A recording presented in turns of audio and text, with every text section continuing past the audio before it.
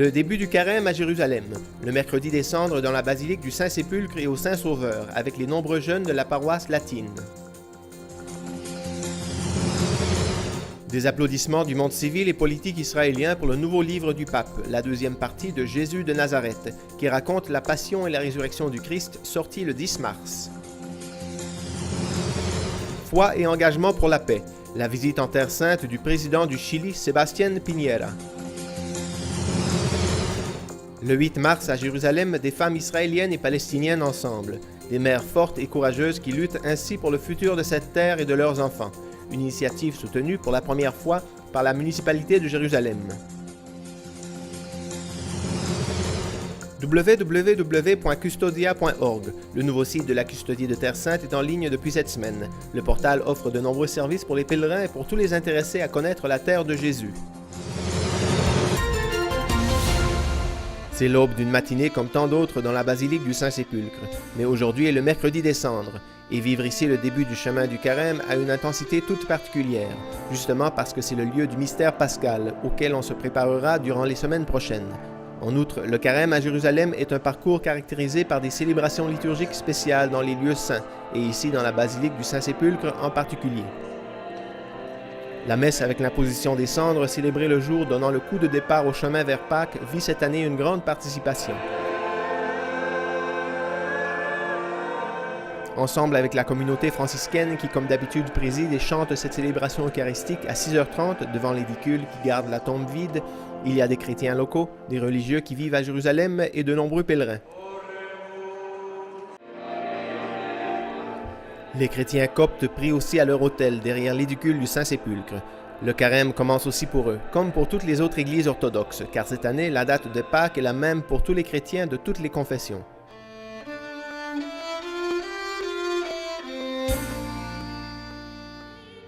C'est le mercredi des cendres aussi à quelques mètres du Saint-Sépulcre, dans la paroisse latine franciscaine du Saint-Sauveur, où se sont donné rendez-vous les paroissiens, mais aussi de nombreux enfants et adolescents des écoles de la Terre Sainte. Il y a tant de participants qu'on a organisé 2 célébrations. La première est présidée par le père Ibrahim Faltas, économe de la custodie à 8h du matin. Tous les chrétiens d'ici, également les jeunes, ressentent bien la période du carême. Et ils ne manquent pas de participer au moins aux célébrations les plus importantes de cette grande période de l'année liturgique. Les enfants participent aujourd'hui à la liturgie bien préparée à l'esprit du carême et à ce qu'il faut faire pour bien vivre cette période, avec les 3 pratiques de piété, prière, aumône et jeûne. Nous devons nous confesser et prier. Le carême n'est pas seulement jeûner, c'est aussi faire le bien, ne pas parler mal des autres et aimer. Les élèves sont invités aussi à faire des gestes concrets. C'est beau de vivre le carême ici dans la terre de Jésus. Chaque année, nous prions et nous aidons aussi les familles qui n'ont pas de quoi manger.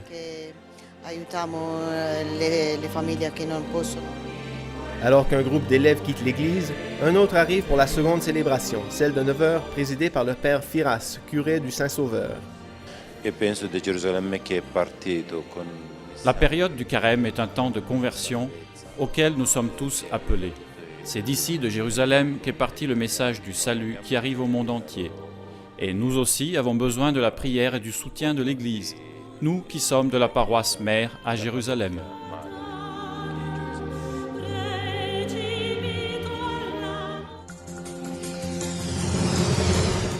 L'entière opinion publique juive a accueilli avec enthousiasme le dernier effort de Joseph Ratzinger. Le livre sur Jésus de Nazareth, qui est sorti cette semaine dans toutes les librairies, acquitte définitivement les Juifs de l'accusation de déicide. Des applaudissements viennent du premier ministre Benjamin Netanyahou et de plusieurs autres autorités civiles. Est-ce que c'est un pas vers l'avant dans le processus de dialogue et de réconciliation entre juifs et chrétiens? Nous l'avons demandé au bibliste père Massimo Pazzini, professeur au Studium Biblicum Franciscanum. Non mi pare un gran passo avanti. Cela ne me semble pas être un grand pas en avant. On parle de dialogue, mais on répète des choses déjà dites et redites. Le pape ne dit rien de nouveau. Il reprend plutôt la théorie de l'Église, la position officielle de l'Église du Second Concile du Vatican, et la développe. C'est-à-dire que le peuple juif comme tel, dans sa totalité, n'est pas directement responsable de la mort de Jésus.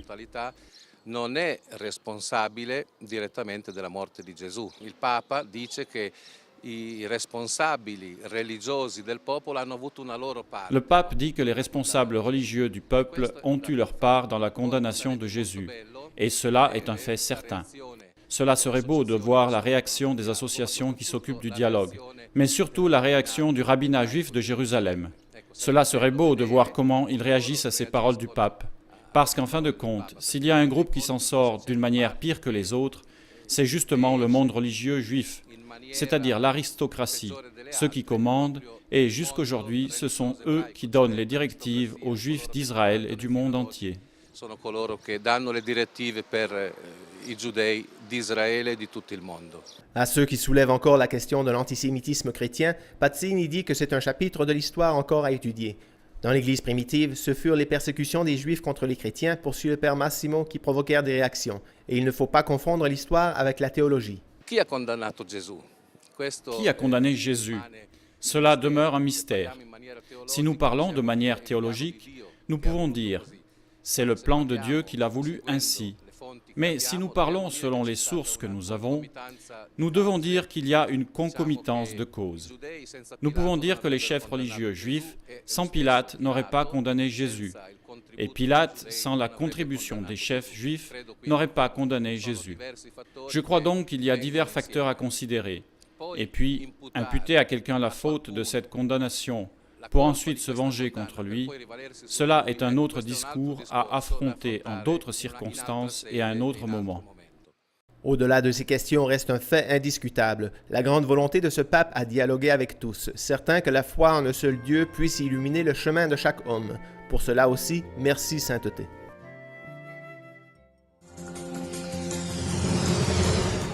C'était une visite prévue depuis longtemps, non reliée au récent pèlerinage des mineurs chiliens. La semaine passée, le président de la République du Chili a visité Israël et les territoires palestiniens. Nous avons pu le rencontrer à son arrivée devant la basilique du Saint-Sépulcre, ensemble avec sa femme Cécilia. La suite présidentielle a monté l'escalier de pierre menant au calvaire, un moment émouvant de prière à l'endroit où le Fils de l'homme mourut sur la croix.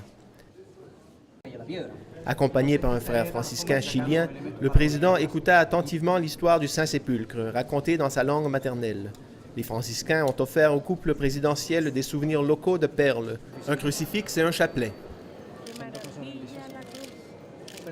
Si leur visite en est une parmi tant d'autres dans les lieux saints, un chef d'État représente son peuple, et nous lui avons demandé à quel point sont importants la protection et l'accessibilité des lieux saints pour les Chiliens. Les lieux saints ont un sens très profond pour nous. Ce sont les lieux où le Christ vécut et mourut. Et nous sommes chrétiens. Donc pour nous, le sens est très sensible et émotionnel. Et en même temps, tout cela a tout à voir avec notre foi. Et donc nous voudrions vraiment que ces lieux restent toujours non seulement protégés, mais en même temps accessibles et ouverts à tous ceux qui veulent adorer notre Dieu. Étant donné que le Chili a environ 350 000 immigrants palestiniens et une communauté juive d'environ 25 000 personnes, nous nous sommes demandé s'il y aurait des groupes au Chili, religieux ou autres, qui pourraient porter une contribution au processus de paix au Moyen-Orient par leur soutien et encouragement. Bien sûr, le processus de paix est important, non seulement pour les Israéliens et les Palestiniens. Il est important pour tous les hommes et les femmes de bonne volonté. C'est pourquoi, au Chili, nous essayons de collaborer afin de garantir que ce processus de paix est une fin heureuse et que nous atteignions finalement un accord qui permettra aux deux peuples, israéliens et palestiniens, de vivre ensemble en paix et sécurité. Le président voulait bien sûr visiter aussi Bethléem, et à la basilique de la Nativité, Señor et Señora Piñera reçurent en cadeau un enfant Jésus qui sera placé dans la chapelle de La Moneda, la résidence officielle du président de la République du Chili. Dans l'église franciscaine voisine de Sainte-Catherine, le père Stéphane Milovic, gardien supérieur du couvent, a donné au président chilien la médaille du pèlerin. Une autre rencontre importante à Bethléem fut la visite du président à la future clinique de chirurgie pédiatrique, où il rencontra Monseigneur William Chomali, évêque auxiliaire de Jérusalem. Nous vous demandons de transmettre nos salutations à tous les immigrés palestiniens au Chili, dit Monseigneur Chomali. Ils sont devenus chiliens à 100%, mais ils n'ont pas oublié leurs racines. Pour sa part, le président a assuré son soutien au projet de l'hôpital, avec la promesse d'envoyer des médecins chiliens à Bethléem.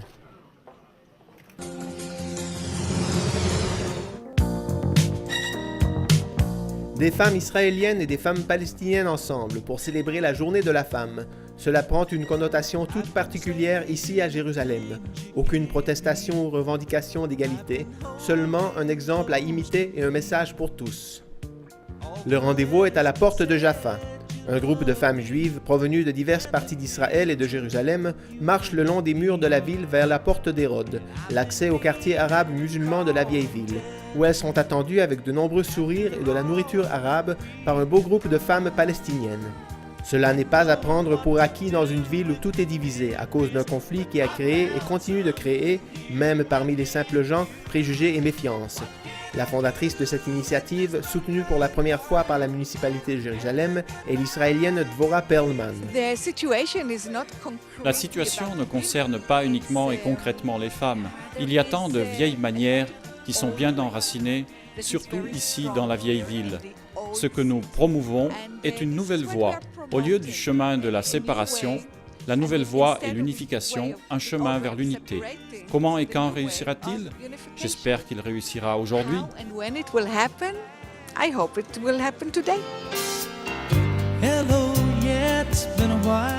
Et il est réussi à en juger par ces images qui racontent toute la volonté de se rencontrer, d'être ensemble et de se connaître, malgré la différence de culture et de langue.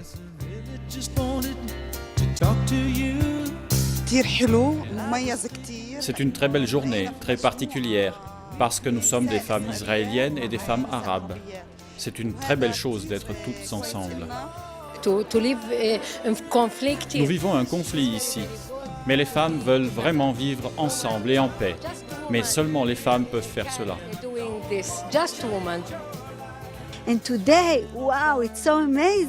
C'est un jour merveilleux.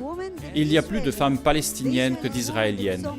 Cela fait tant d'années que les femmes israéliennes essayent de créer ce processus de paix. Et elles semblent fatiguées d'escalader la montagne pour rejoindre cet objectif de la paix. Aujourd'hui, c'est un miracle, et je sens que quelque chose de nouveau est en train de se passer. Le programme de la journée, une promenade ensemble à travers les ruelles de la vieille ville, et puis l'après-midi, des visites dans les musées de la ville. Sans rien faire de particulier, ces femmes ici à Jérusalem ont vécu et montré un nouveau chemin.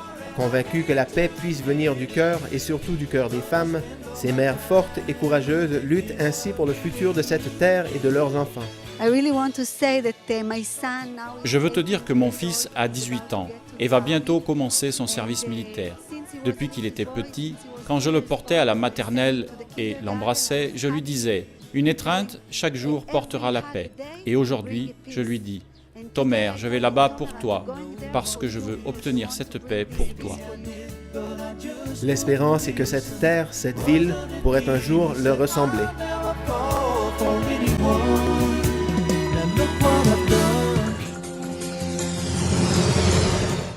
Le nouveau portail de la custodie de Terre Sainte est en ligne cette semaine.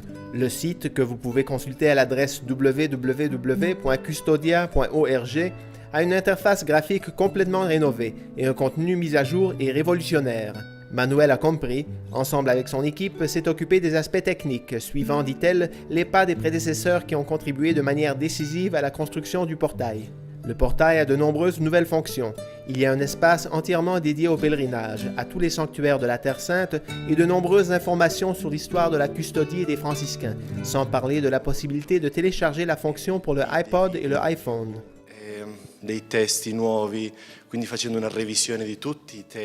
Nous avons voulu mettre des vidéos de plus et des nouveaux textes, en faisant une révision de tous les textes qui se trouvaient sur le vieux site. Et cela pour donner la possibilité aux pèlerins de trouver ces nouveaux textes, mais aussi plus d'informations. Il y aura une section dédiée aux pèlerins. Dans cette section, il trouvera où loger ou comment aller aux divers sanctuaires. Le site, comme tel, prévoit diverses étapes. La première étape prévoit la sortie du site institutionnel de la custodie de Terre Sainte. En un second moment sortira la section sur tous les autres sanctuaires. Et puis, en un troisième moment, encore d'autres choses que nous voulons communiquer aux gens et aux pèlerins qui viennent ici en Terre Sainte. Tout cela est à l'exemple et à l'imitation du Christ, le parfait communicateur qui a uni forme et contenu.